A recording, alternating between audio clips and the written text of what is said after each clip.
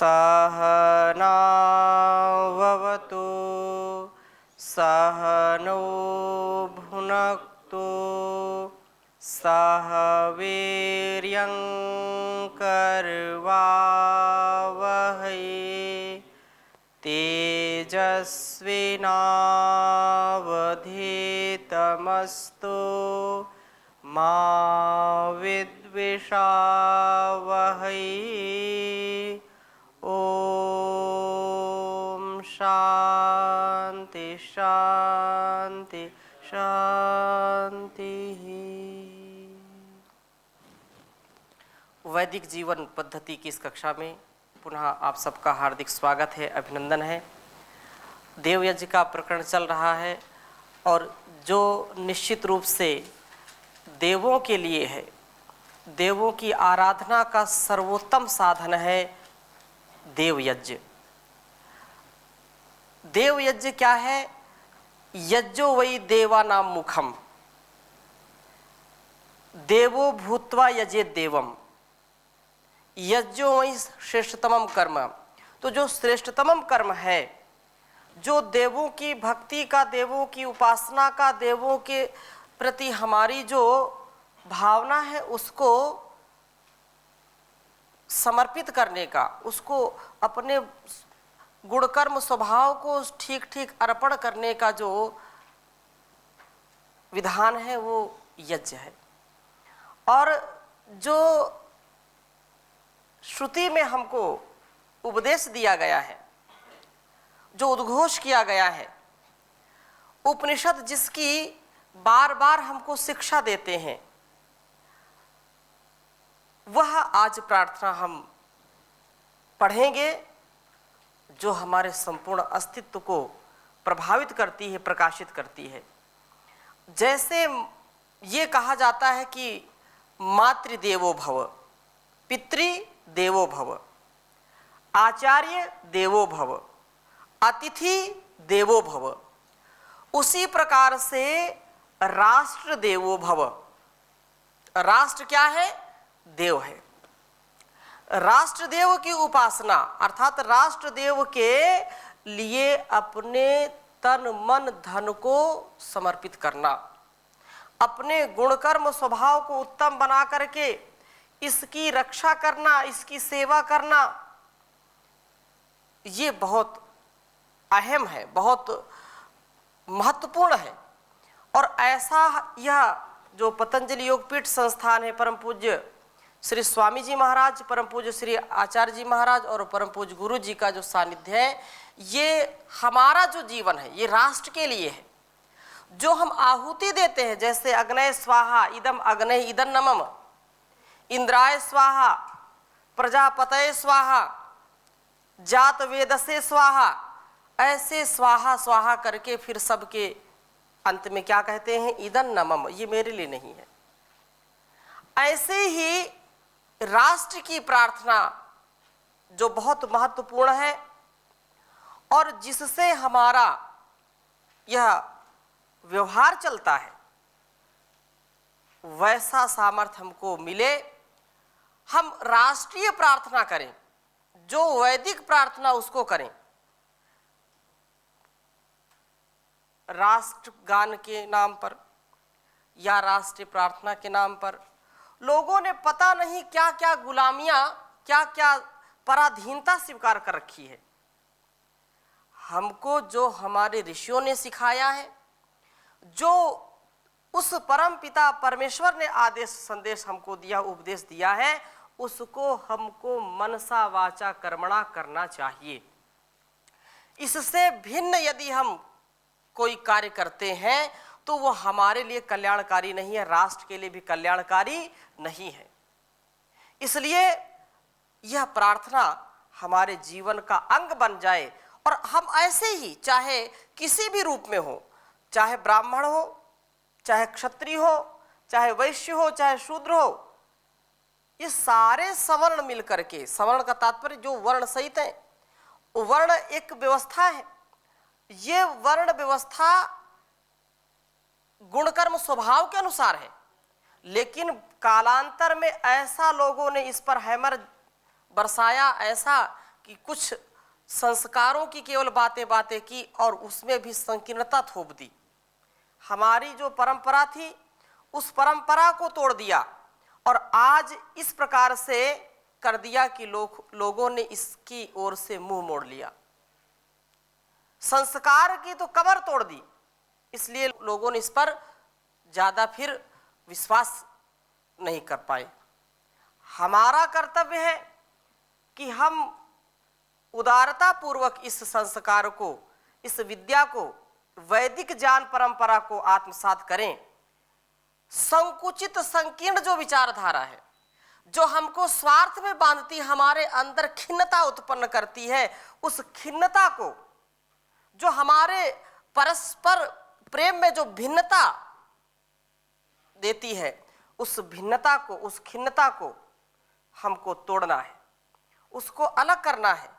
हमको एक, जैसे एक धागे में अनेक प्रकार के मोती पिरोए होते हैं, हम जो भी अपने राष्ट्र के जो है रक्षक बने, राष्ट्र के भक्षक न बने।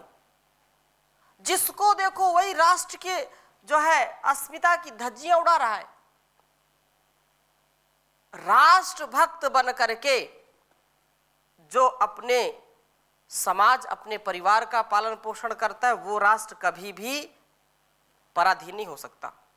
पराधीन राष्ट्र कब होते हैं? जब राष्ट्र प्रार्थना हम नहीं करते, अर्थात वैसा हम जीते नहीं, राष्ट्र के लिए नहीं जीते, देश के लिए नहीं जीते।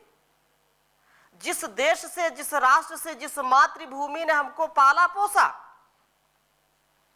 उस मातृभूमि के लिए भी हमारा कुछ कर्तव्य है।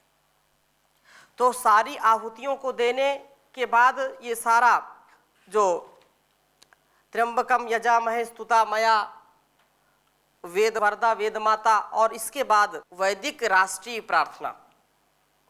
वैदिक राष्ट्रीय प्रार्थना एक बार मैं लिख देता हूं, इसके बाद पुनः इस प्रसंग को समझने का प्रयास करते हैं। ये बहुत ही आवश्यक है। बच्चा बच्चा भगत सिंह बने, बच्चा बच्चा रामकृष्ण बने, बच्चा बच्चा जब भीम अर्जुन सा बनेगा, तब मेरा राष्ट्र फिर से महान बनेगा। और वैसी प्रार्थना है। ऋषि अग्नि वायु आदित्य अंगिरा जैसा शुद्ध आचरण, शुद्ध अंतःकरण, महर्षि वेदव्यास जैसा विद्वान, यहां जो हमारी ऋषि परंपरा है, उस ऋषि परंपरा का प्रतिनिधित्व करने वाला जब व्यक्तित्व होगा तो ये राष्ट्र बनेगा फिर से। और वो कैसे बनेगा? बहुत ही सुंदर ये प्रार्थना है। कम से कम इस प्रार्थना को तो हमको याद कर लेना चाहिए और अपने बच्चों को भी जरूर बताना चाहिए। ऐसे तो गुलामी के हम गीत गाते रहते हैं, लेकिन अब वो क्या है? वो समझौता है। हाँ, राष्ट्रगान के नाम पर पता नहीं क्या क्या गाते रहते हैं। लेकिन अब जो गलतियां हुई हैं उनको हमको ठीक करने का जो राष्ट्रीय गौरव है, अब क्योंकि जो संविधान है, जो विधान है, वो चाहे जैसा भी बना उसको स्वीकार करना पड़ेगा। इसलिए जो संविधान है उसका तो हम पालन करेंगे, लेकिन हम ईश्वरीय विधान को भी जाने, अपने स्वाभिमान को भी जाने। अपने स्वाभिमान को हमको गिरवी नहीं रखना है, ये सबका कर्तव्य है। और जब संशोधन की बात आए तो जो उच्च शिखर में लोग हैं उनका ये कर्तव्य है। अस्तु, तो हम इस राष्ट्रीय प्रार्थना को लिखेंगे और इसको याद भी करेंगे। यजुर्वेद के 22वें अध्याय का 22वां मंत्र है ये, और बहुत ही सुंदर मंत्र है। ओम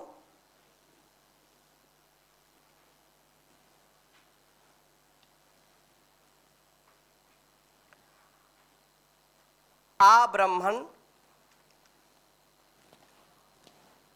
आ ब्रह्मण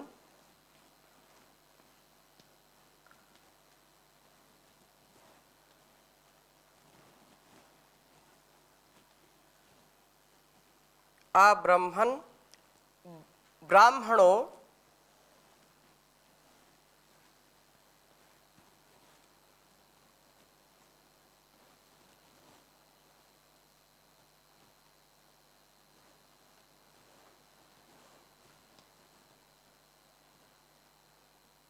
ब्रह्मवर्चसी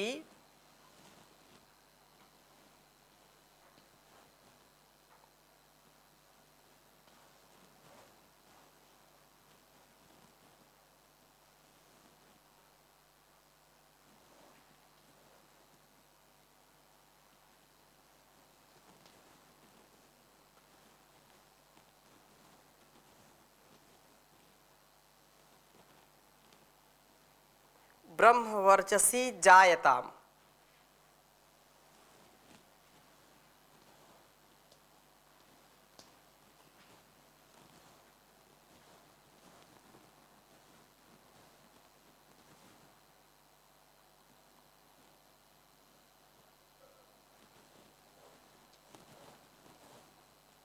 आ राष्ट्रे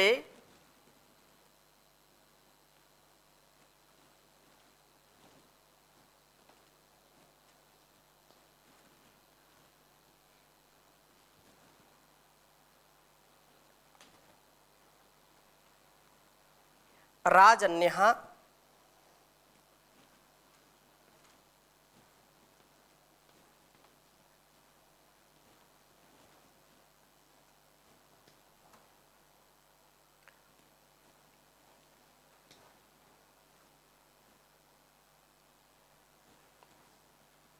शूर ईशव्योति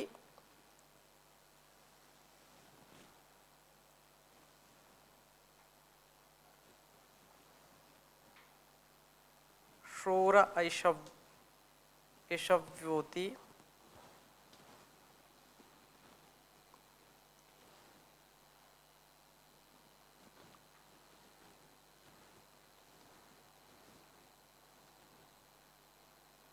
व्याधि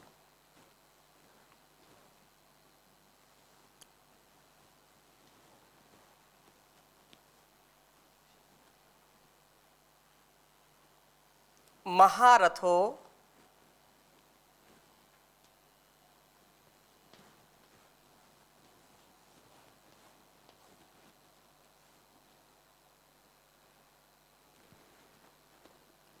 जायताम।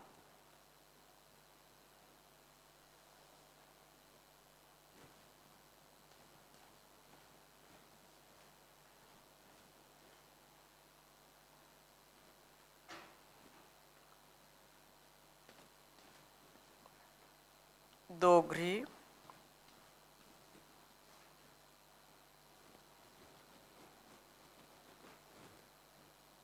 धेनुर्वोढा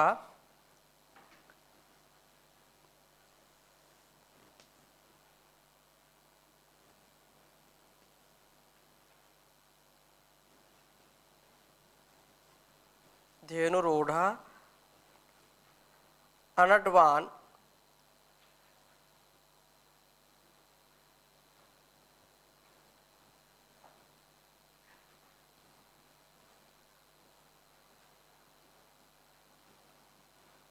आशुः अनडवानाशुः सप्ति ही, मंत्र थोड़ा बड़ा है ये, सप्ति ही पुरंधिर योषा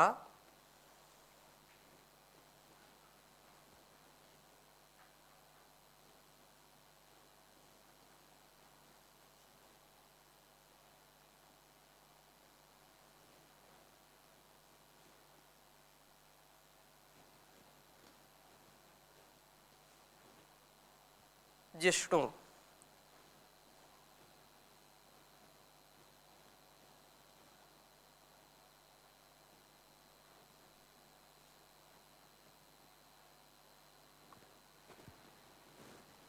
जिष्णुरथेष्ठाः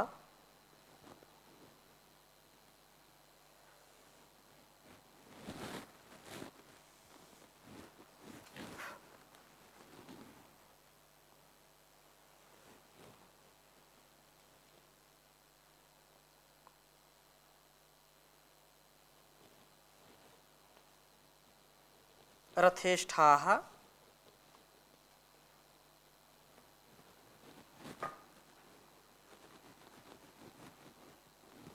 सभेयो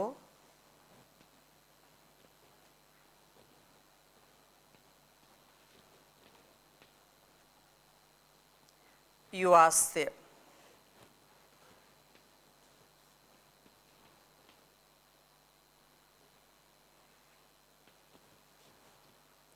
यजमानस्य वीरो जायताम।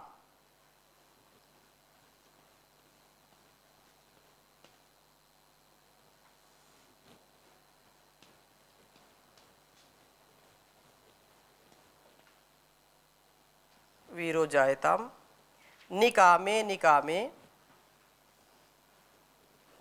बहुत ही सुंदर प्रार्थना की गई है इस मंत्र में। निकामे निकामे,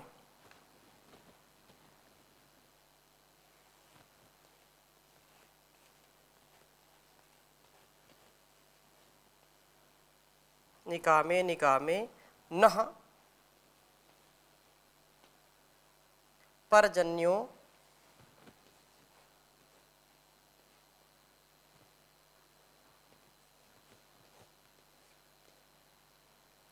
वर्षतु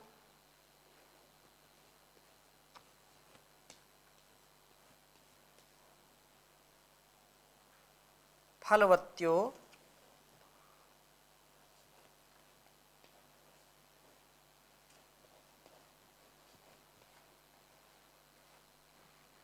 न ओषधया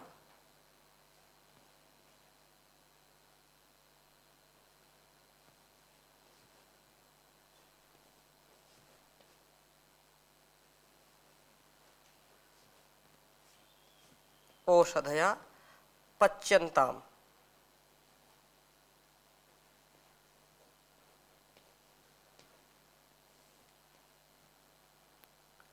योगक्षेमो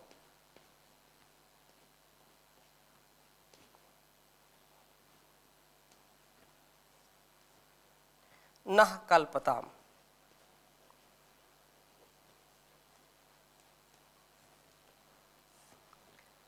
बड़ा मंत्र है इसलिए थोड़ा मैंने छोटा लिख दिया है, इसमें थोड़ा फोकस कर दीजिए।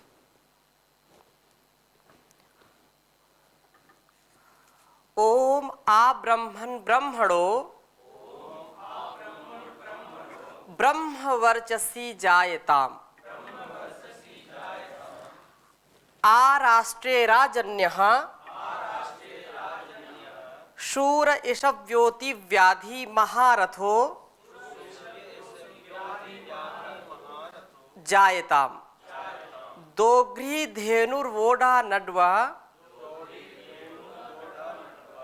अनाशु सप्ति पुरंधरी योषा जिष्णुरथेष्ठाः सभेयो युवास्य यजमानस्य वीरो जायताम्।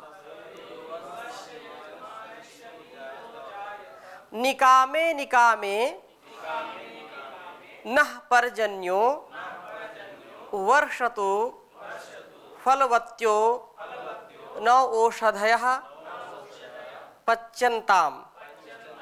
योगक्षेमो नः कल्पताम्। तो बहुत ही सुंदर इस मंत्र में भाव छिपा है और इतनी सुंदर ये प्रार्थना है। बहुत जो है भाव के साथ इसको हमको अपने स्वभाव में उतारने का प्रयास करना चाहिए।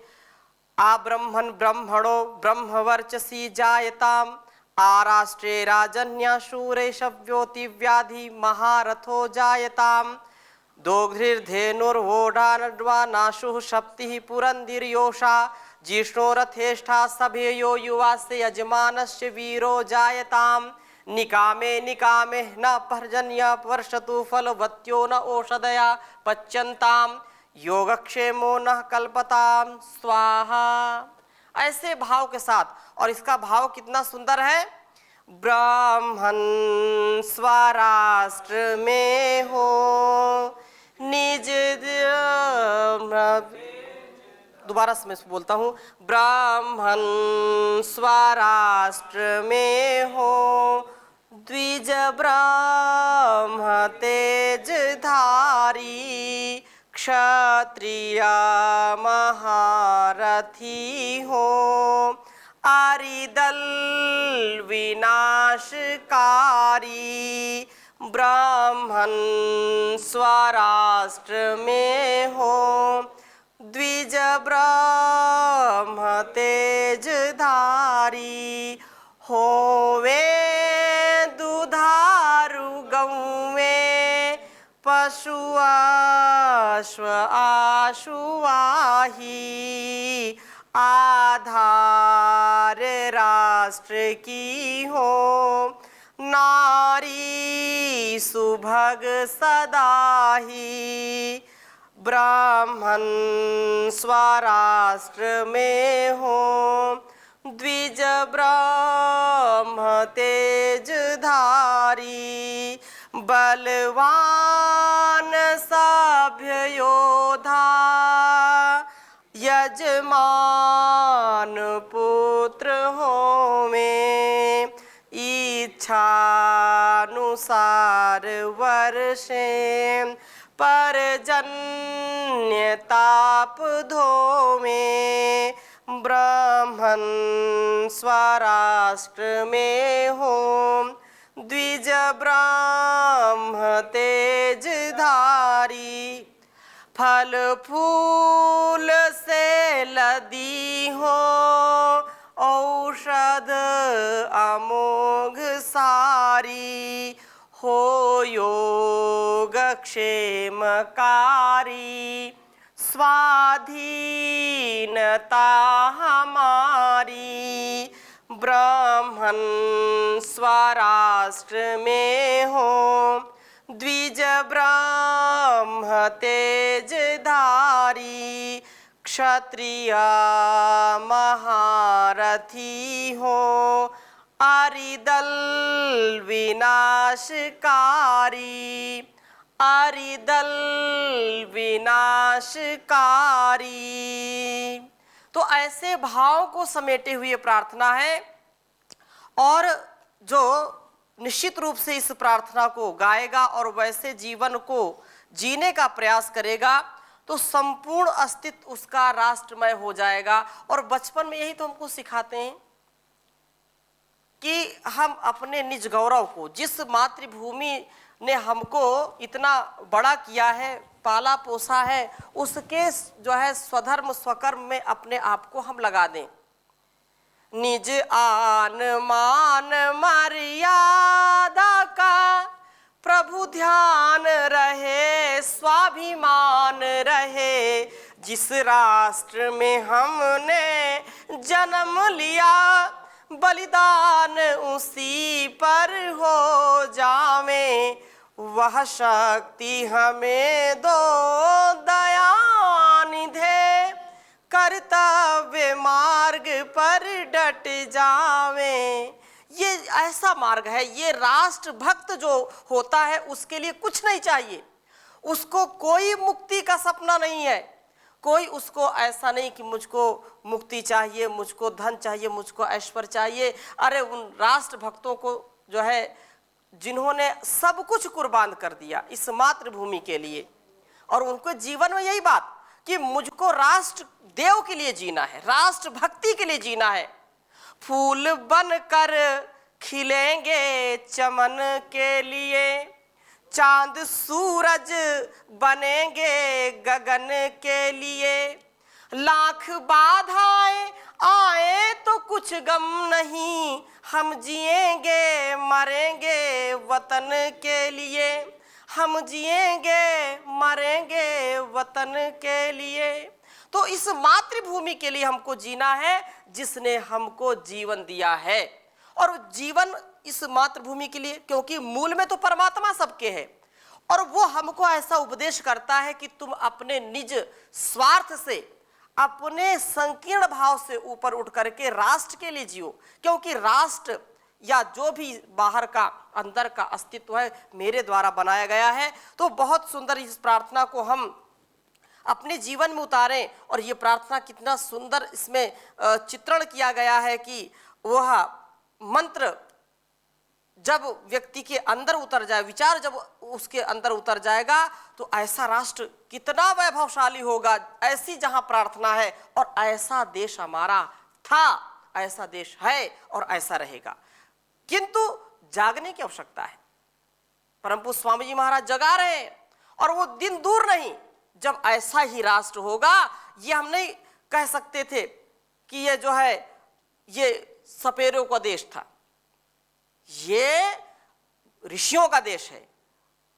हमको दूसरे लोगों ने जैसा पढ़ा दिया, मैकालिक शिक्षा ने जैसा हमको दर्पण दे दिया, जैसा चश्मा लगा दिया, लोग वैसे ही देखने लगे थे। वो राष्ट्र कभी जो है अधोगति को प्राप्त नहीं होता जहां वेद विद्या होती है, जहां पर ऋषि मुनियों का जो मार्गदर्शन है वो मिलता रहता है, तो कभी भी वो देश पतित नहीं हो सकता है। यह पतित को भी पावन बनाने वाला देश है। अतः हम इस भाव को अपने जीवन में उतारेंगे। राष्ट्र कैसा बनेगा, इसका चरित्र चित्रण यहाँ पर किया गया है इस वेद मंत्र में। तो आज इसकी भूमिका के रूप में थोड़ी सी चर्चा की। अगली कक्षा में हम निश्चित रूप से एक एक इसके रूप को, क्या इसका रूप होना चाहिए देश का, उसके संदर्भ में एक एक शब्द का स्वाध्याय करेंगे। ओम शांति शांति शांति।